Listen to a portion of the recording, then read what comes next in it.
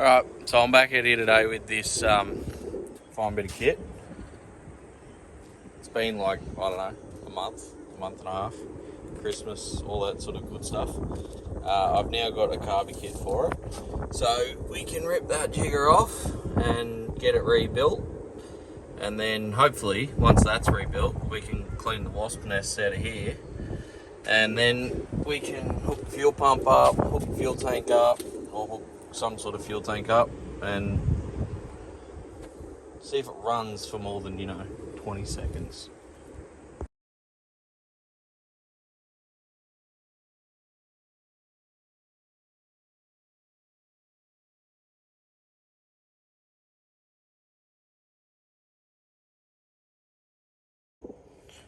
I haven't rebuilt one of these Carter BBS carburetors before. I've done a few Hollies and a few Rochesters and stuff like that, but can't be that different. So we'll see how it goes.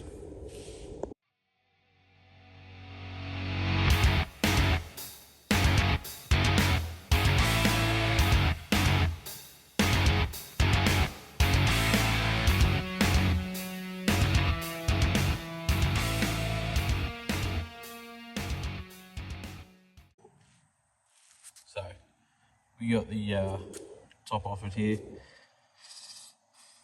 Bit grotty down in there. Bit of crud sitting in there. Someone's definitely been in here before. One of those screws, I think it was this one, is stripped, and they've put a nut on the bottom side of it. I mean, whatever works, I suppose. So we'll keep stripping it down, and I've got a whole rebuild kit, so we should be able to fix it right up.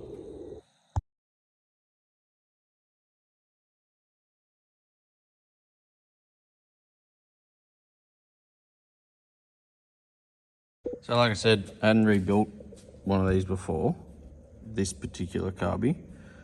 This bit here is quite stuck. So I just went and looked at a video on YouTube of whether that is meant to come out and move or not, or whether that's a solid piece.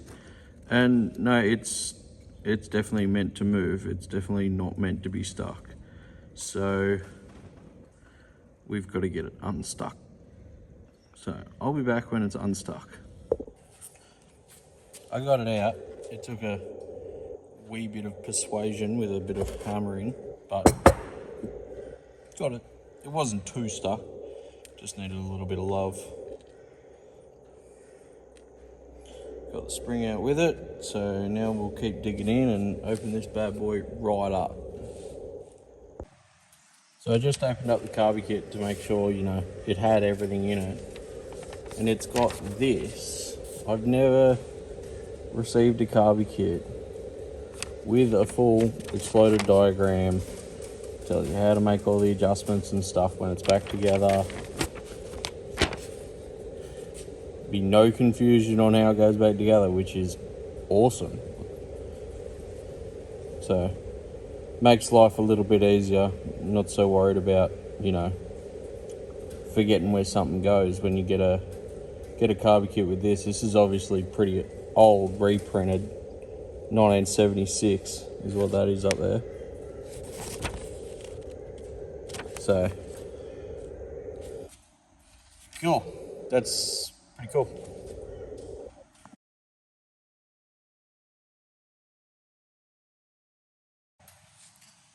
So before I pull the idle mixture screw out, I'm gonna work out where it's positioned.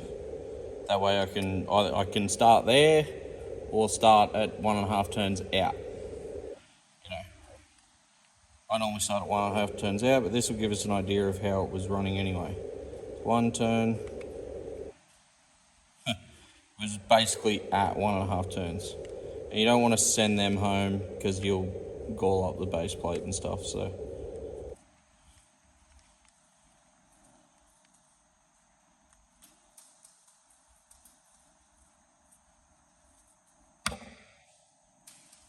As you can see, this thing's pretty crusty inside, but nothing looks, unserviceable. Just looks dirty. So, get all all this soaking and put it back together.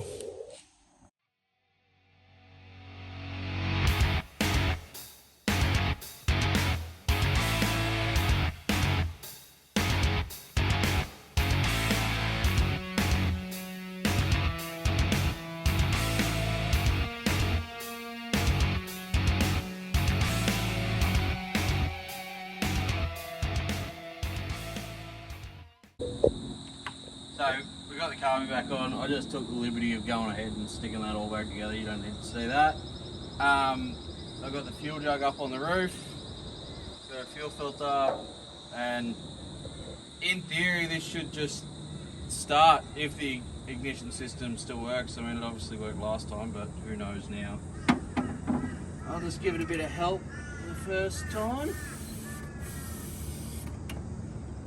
Now, you shall see, I'm going to turn the key on.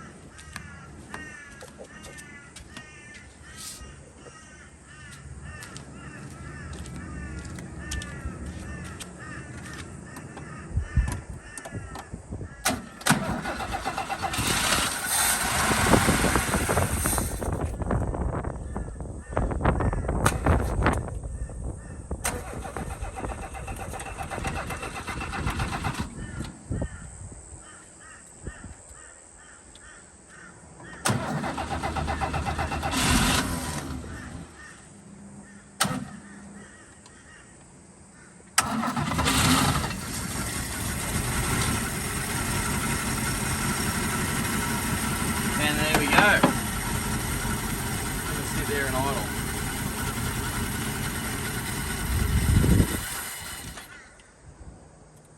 I might have been a little bit hasty with the throttle.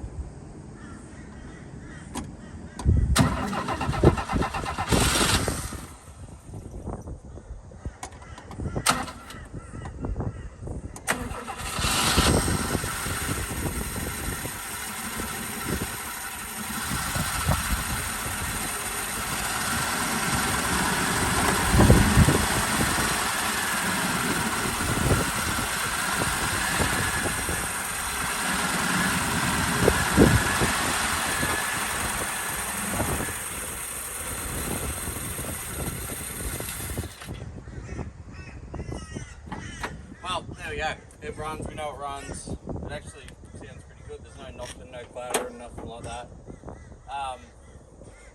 Let's put some water in it so we can try and run it for longer.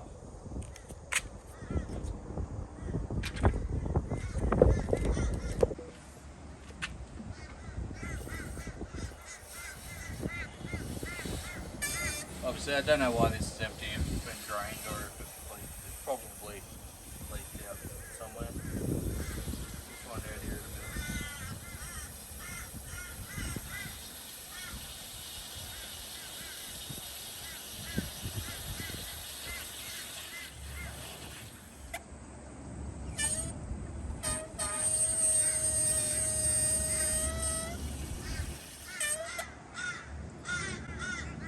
Obviously it wasn't dead empty, it didn't take too much.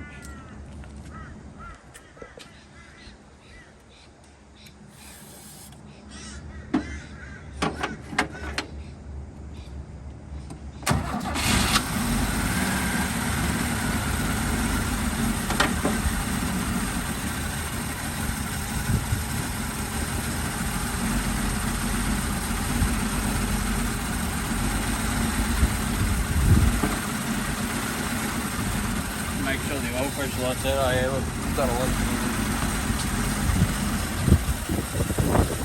Alrighty,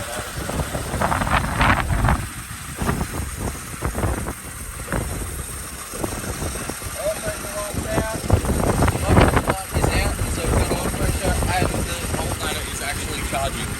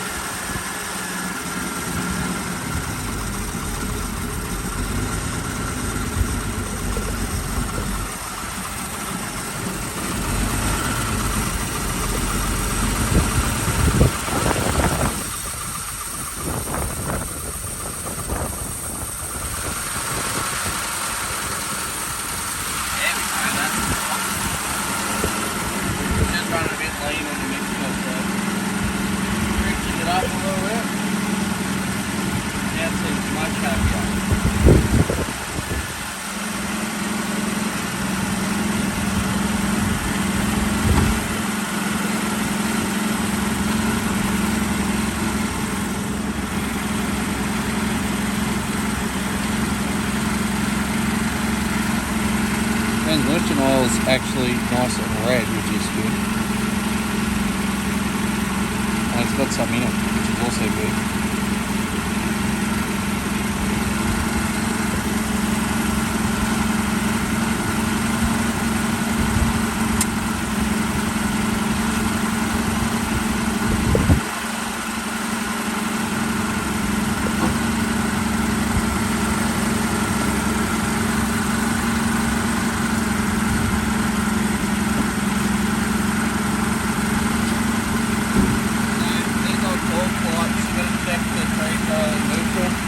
Doesn't spin in park, so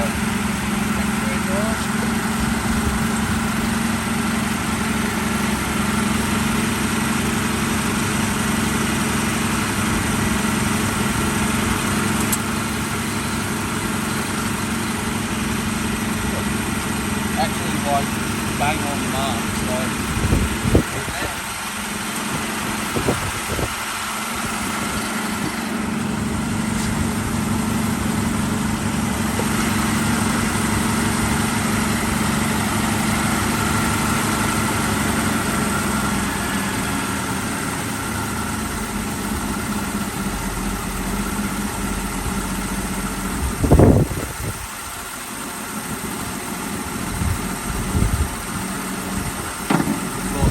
back down to a nice spot. Getting a bit of temperature. Getting a bit of steam out of the top here.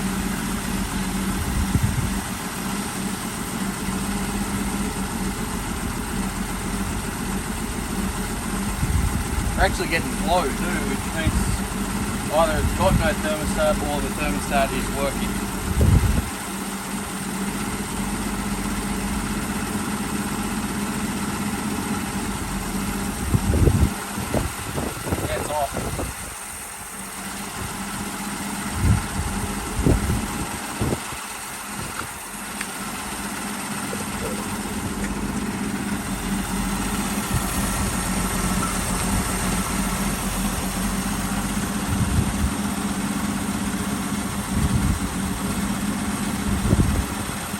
Now we haven't got any temperature gauge, so I don't want to run it too long and overheat it. So just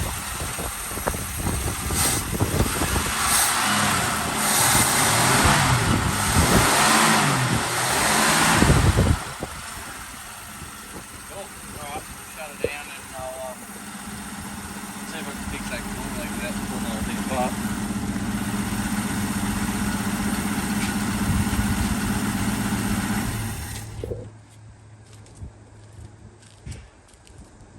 He's getting very hot very fast. So I'm just going to see if it moves just because I want to before I go fucking with the coolant system too much. I've got no brakes, so if it moves I'm just going to go straight back into neutral. Oh, we've got drive. And we've got reverse.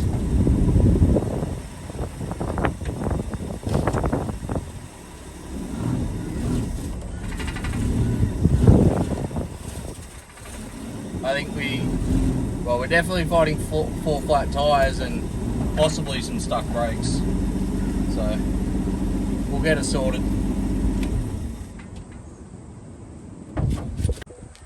So I've got a little thermometer so we can see what the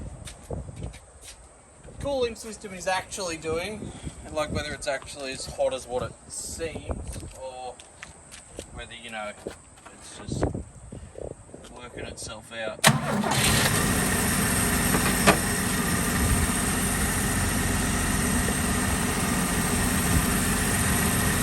Now, I know that's not going to tell me what the cylinder head temperature is, but it'll give me a good idea. You know, if this is 80 degrees, then that's probably going to be 100 degrees.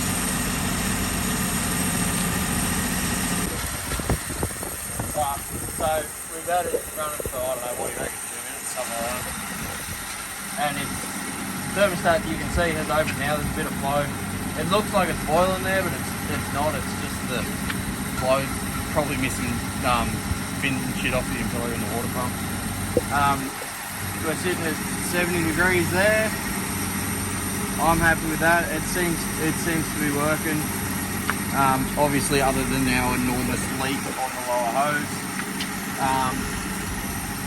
But yeah, I'm just going to shut it down for a minute, fill it up as much as I can, and then sit the cap on so we stop losing out the cap as well as eyes. So we shut it down because this started to get a bit warm up here. It got up to about, well, it's sitting there at about 85 degrees, which means this is probably at about, you know, boiling temperature. We started to get some movement up in here, which at first I thought was the thermostat opening, but I actually think it was just it boiling and pushing whatever was in here up through into the top tank. Because, you know, that's hot as shit right there. But this lower hose is cold to touch, so we've got zero flow basically. So either thermostat's not opening or water pump's not working. Now, I reckon it's probably going to be the thermostat, but it could very well be the water pump. So I'm just going to rip that thermostat out of there real quick and, well, see if it's got one in it and see how we go.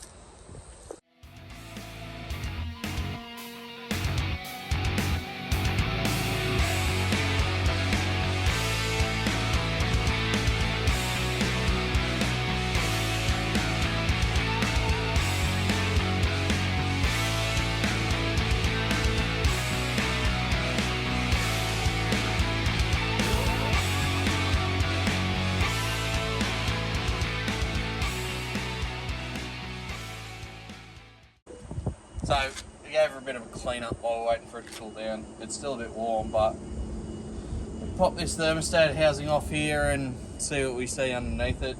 Hopefully, fingers crossed, it's got a thermostat in it, and fingers crossed it's blocked or stuck, and then we can just take it out and solve the problem for now.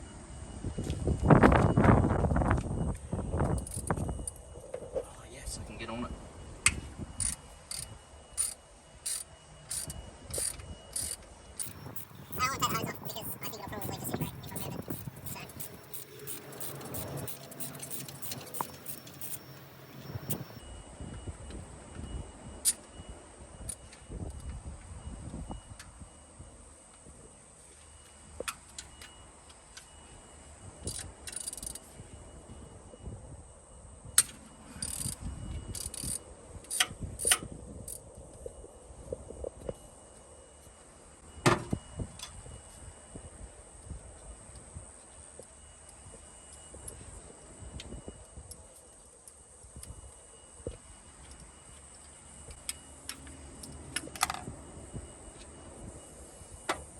Alright, now I'm going to stand out of the way, because that's cool. Okay, well, that wasn't what I wanted to see. It's got no thermostat in it.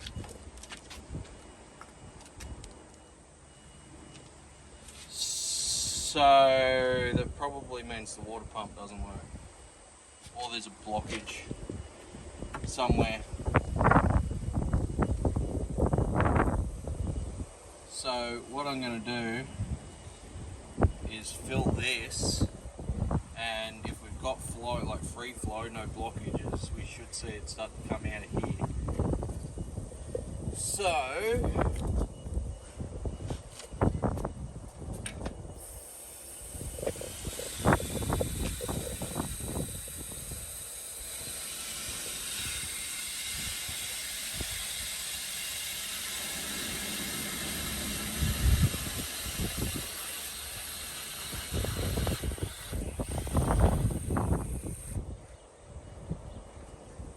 So we've got a blockage somewhere. I'm guessing it's probably in the lower radiator hose. Because like, we're not getting anything. We did get some pushback up through there before though, so I'm not quite sure what's going on there, but we'll do some investigating. So, doing some inspection on why this thing can't move coolant up through the engine. I just pulled the lower radiator hose off, which was leaking anyway, and this on the ground is the water pump. Now that might sound a little bit weird, but the water pump is completely dissolved. Like, I'm talking completely dissolved.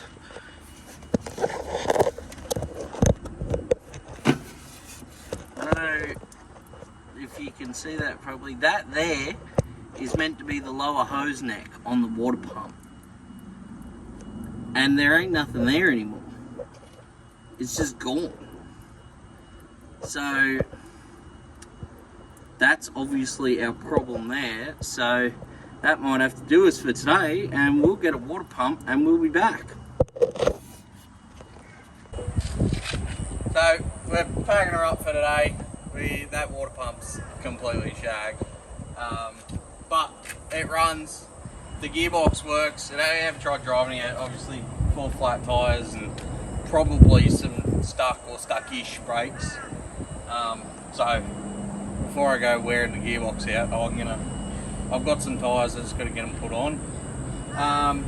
But yeah, I went inside and ordered a water pump, a thermostat housing gasket, and a lower hose. All totaled like $76, and Napa had it all in stock. It'll be here tomorrow for this. I don't know how that's possible. I can't even get Land Cruiser brakes, but I can get a water pump for an AP6 Valiant.